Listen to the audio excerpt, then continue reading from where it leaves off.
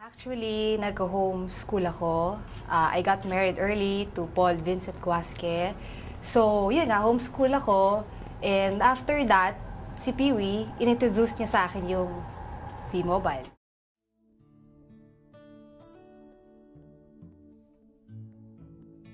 Nagkaroon ako ng income kahit I was studying lang.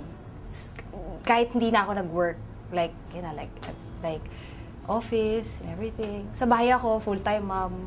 Tapos, hawak ko oras ko while earning at home. Ngayon na nag-V-Mobile kami, hawak na namin yung oras and nabibili na namin yung kailangan namin sa pamilya namin. Hindi na kami like yung talagang hirap na ganito, ganyan, yung talagang budget.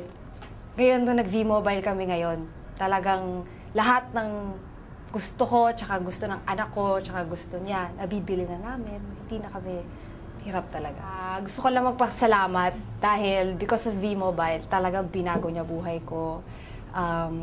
Lahat, pamilya ko, personality ko, lahat nabago niya lahat because of V-Mobile.